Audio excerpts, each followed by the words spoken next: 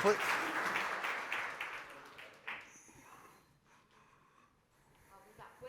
Okay. Well, first of all, I'd love to thank Integrity 360 for inviting me back to speak. Hopefully, when we get the slides up and running, we tried to change the game as far as cloud security goes within Checkpoint. And it was really great to listen to the previous session about far too many risks, far too much information. How do you work through it all? How do you prioritize what's really important to you? And we call that the cloud security paradigm. Within the cloud, it's even more complex. So first of all, a little bit, shifting the paradigm. I'm head of cloud architecture in EMEA. Prior to joining Checkpoint, I was a cloud research director with Gartner, and I'd never even heard that Checkpoint had a cloud product. When I got the phone call about coming to do this job, I said, CloudGuard, what's that? So this is really to show that last year, we really accelerated our cloud journey. We have over 5,000 customers worldwide, and we protect over 800 million assets within the cloud. And when I first joined Checkpoint, I think I said to you, I didn't know what CloudGuard was. So we tasked our analysts last year to get us 4 recognitions from cloud and analysts within the analyst community. And they actually came back with 14.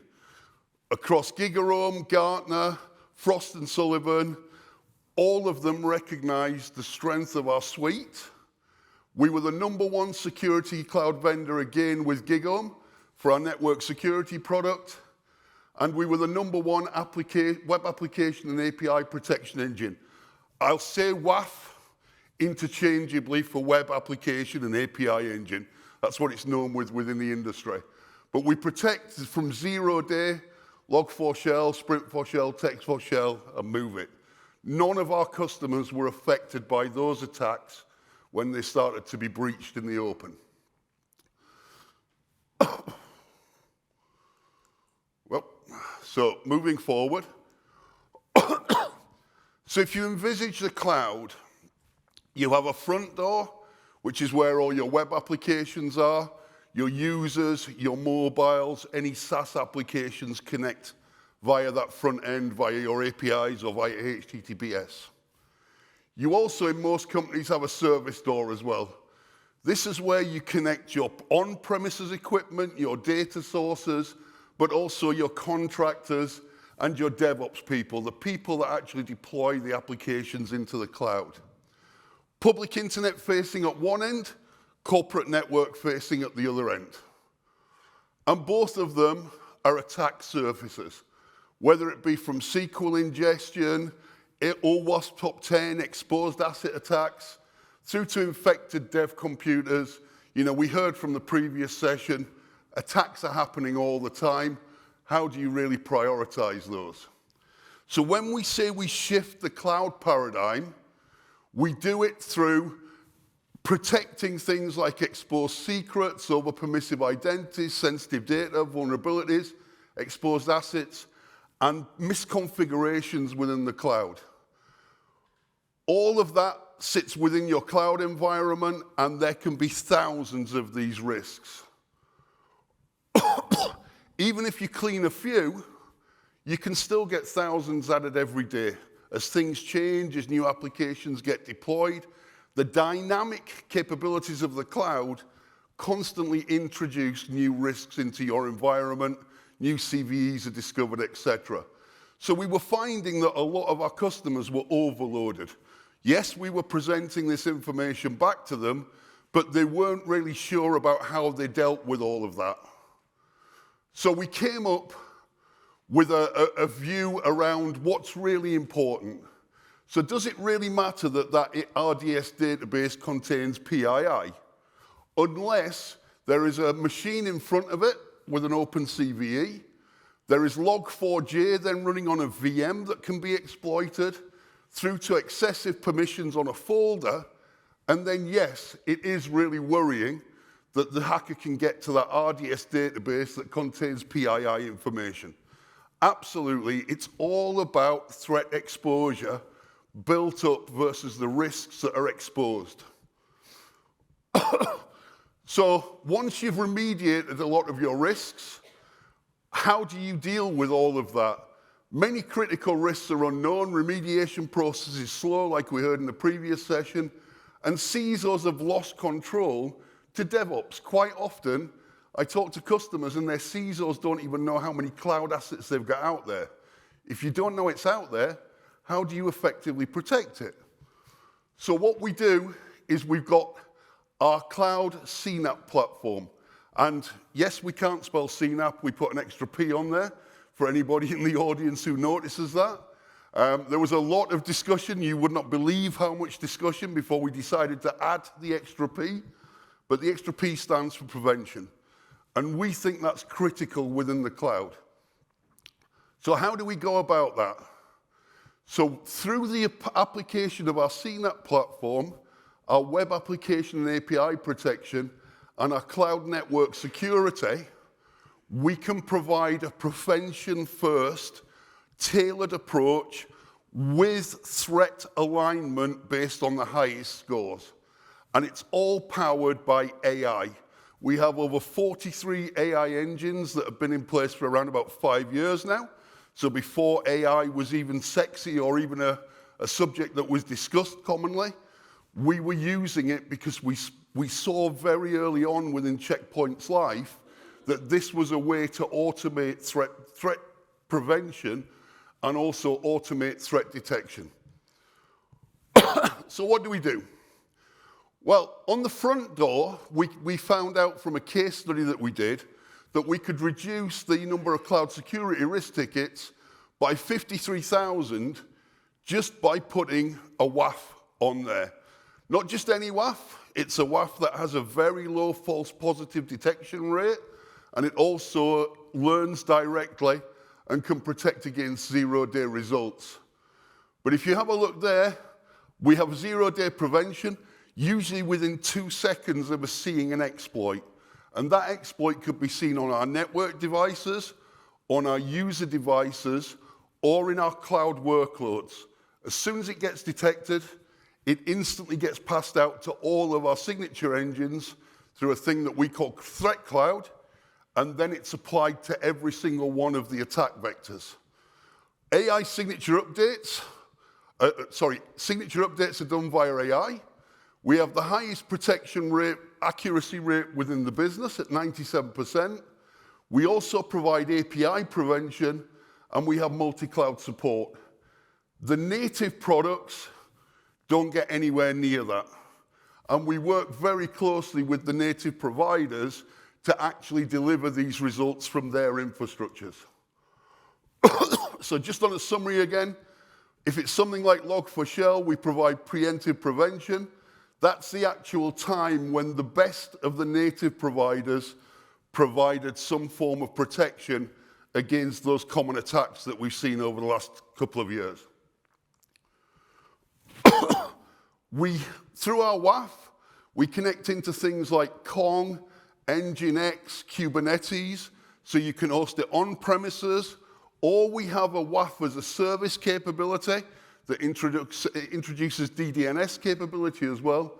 And we also do API discovery, which is really unique in the web application firewall space. We go into the APIs, we map them all, and then we automatically get rid of any false positives or any injection characteristics that are done by a hacker. So we know the individual APIs of our customers' environments, and that way we can protect them most efficiently. If we look at the rear service door, we've obviously got our CloudGuard network security, rock solid firewall capability that goes all the way back to Checkpoint Firewall 1. Uses Gaia, is a virtual machine, and can be deployed within any public cloud or on-premises infrastructure. And that reduces the threats even further. It provides advanced threat protection, zero-day prevention, hybrid cloud support, multi-cloud support, and it's actually, from a return on investment perspective, 169% cheaper to run year on year, than the native firewall equivalent in Azure or AWS. And I'd be happy to share those calculations with anybody who's currently using an Azure or AWS-based firewall. Very clear, very transparent, and it's not very often that something that is better than the competition is actually significantly cheaper to run than the competition. Once again, from a protocol perspective, we support everything. Identity awareness, we integrate with all of the relevant third-party products. Zero-day prevention by using Threat Cloud again. We've got that threat emulation and extraction. Our malware catch rate is 99.8%. So even if a user actually clicks on a malware object and it tries to download a Trojan, it's going to get stopped at the firewall. Logging and reporting, all the great capability that we have with our cloud logging and reporting or on-premises, and multi-cloud hub and spoke capability, far in advance of the native offerings. But I came here really to talk to you about cloud. We have as-a-service offerings for each of our network elements within each of those environments.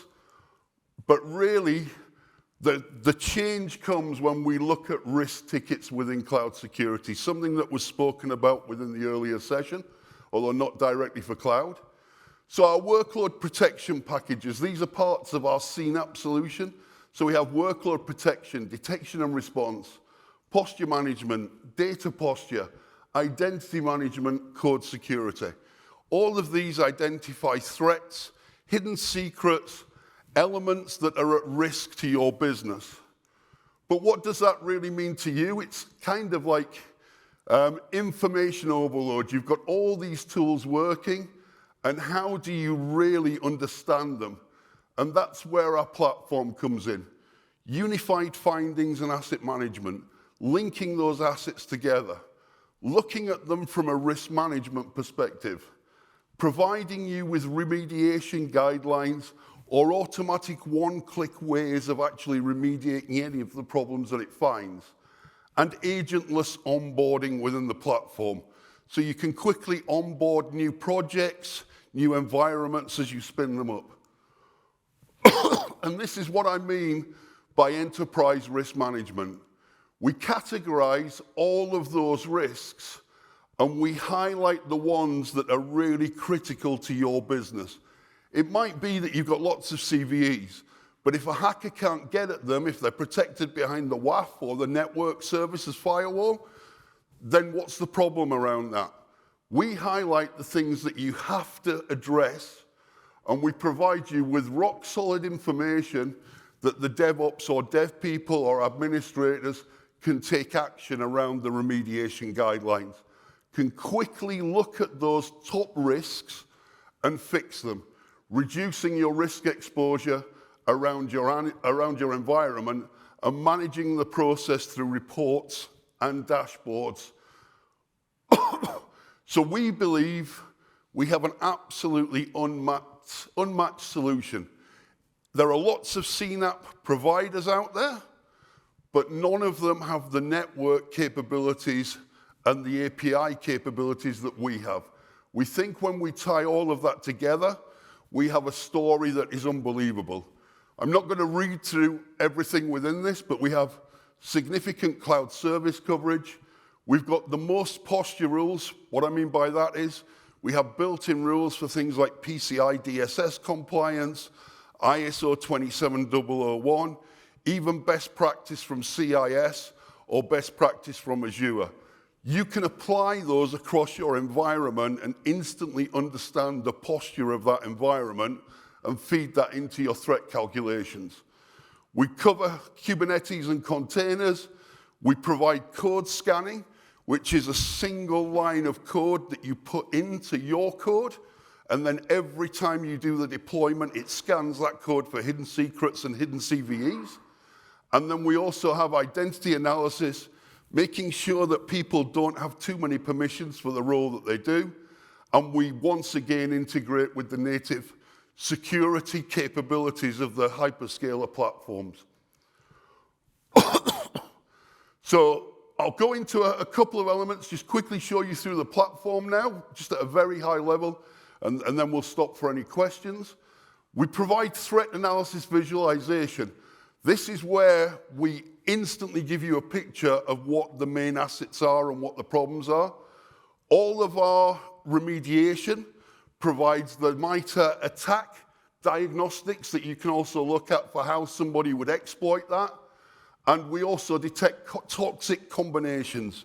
The previous presentation spoke about, a web server that has a CVE that hasn't been patched, that's linked to a database that contains sensitive information that's directly published to the internet.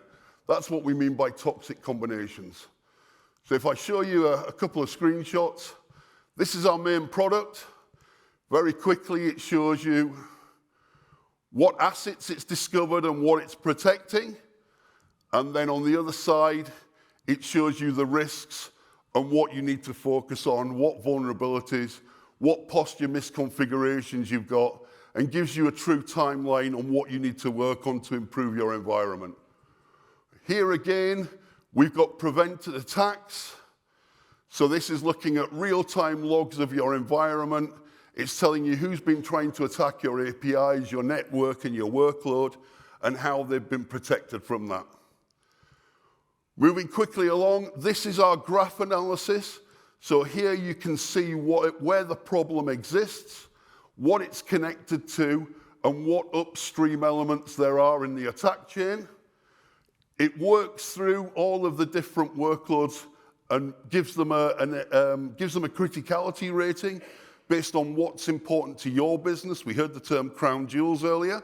You tell it which systems your crown jewels are in, and it then prioritizes for you based on where those crown jewels are.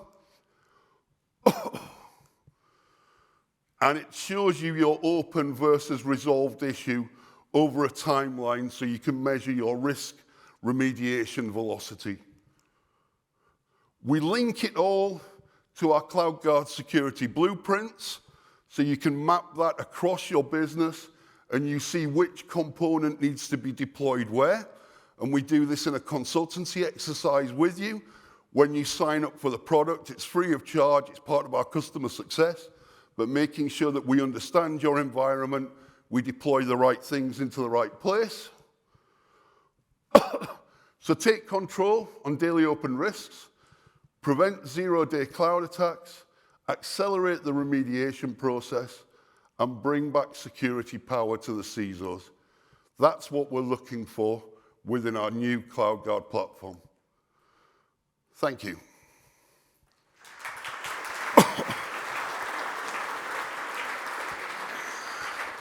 And I'm looking out to see if there's any questions for Jason.